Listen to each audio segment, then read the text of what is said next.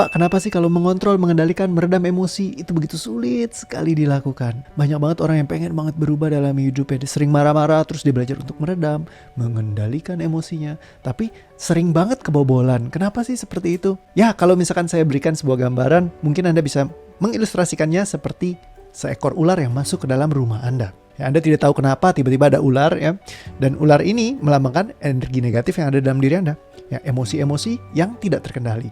Ular tersebut bisa Anda simpan, Anda tetap diamkan di dalam rumah, ya Anda pura-pura nggak lihat, wah nggak ada ularnya. Atau Anda belajar meredamnya. Ya, ketika Anda belajar meredamnya, apa yang terjadi? Ketika ularnya mau matok, Anda simpan, Anda masukin, dikandangin, ya sehingga dia jadi keredam.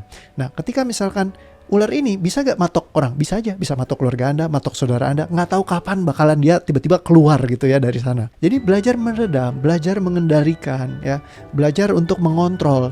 Itu kita seperti ular tersebut, kita taruh di dalam rumah kita kontrol, kita kendalikan. Kita belajar jadi pawang ular. Kita kontrol ularnya. Lihat tatap mata saya.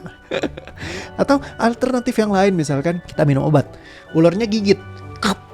Terus kitanya, nggak ada rasanya, aman, semuanya baik-baik saja, digigit lagi, ya ularnya berhenti gigit nggak? Nggak, ularnya tetap beraktivitas terus dan tetap mengganggu kehidupan. Hanya kita tidak merasakan apa-apa. Karena apa? Kita minum obat terus-menerus. Nah, begitulah Bapak Ibu, seperti ilustrasinya emosi di dalam diri kita. Kita bisa saja belajar untuk mengontrol, meredam, dan juga mengendalikannya. Tapi bisa juga untuk minum obat supaya kita tidak merasakan emosinya. Tapi bagaimana kalau ada realita yang berbeda? Sesuatu yang kita bisa melihat berbeda sekali total dengan apa yang selama ini kita percayai, apa yang selama ini kita ketahui. Bagaimana kalau informasinya sudah sangat berubah sekali? Ingat, dunia teknologi berubah begitu cepat sekali. Dulu kita semua menggunakan surat menyurat, ya dari tahun sekian ya. Sekarang kita sudah berubah teknologinya menggunakan email, bahkan kita bisa ada video call seperti ini, semuanya lewat WhatsApp.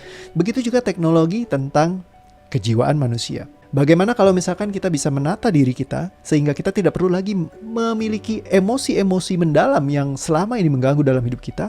Kita tidak perlu untuk mengendalikannya, kita tidak perlu untuk mengontrolnya, kita tidak perlu meredamnya. Karena apa? Kita bisa melepaskannya saja. Sekali Anda melepaskan, seumur hidup Anda melepaskan.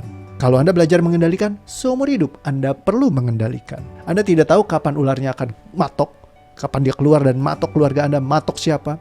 Ya, karena apa? Ularnya masih banyak dalam rumah. Bagaimana kalau Anda bersihkan rumah bawah sadar Anda? Tidak perlu ada ular lagi di dalamnya. Lepasin aja.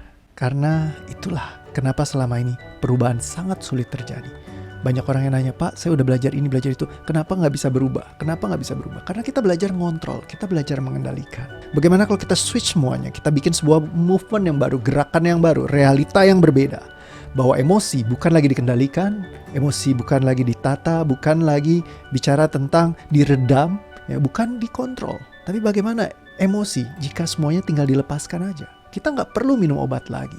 Kita lepasin semuanya. Ngapain kita pelihara? Caranya, kita perlu belajar. Ya kan, bagaimana caranya untuk melepaskan emosi, bagaimana melepaskan energi-energi di bawah sadar yang tersimpan di dalam tubuh. Dan caranya sangat sederhana sekali. Saya ingin mengajak Anda untuk belajar, untuk menciptakan sebuah gerakan perubahan di mana supaya banyak orang lebih tahu bahwa emosi bukan lagi bicara tentang pengendalian, pengontrolan emosi, tidak. Tapi bagaimana cara tata, lepaskan semuanya, bukan dengan menata, dikontrol, dikendalikan, tapi kita lepaskan semuanya keluar dari dalam diri kita.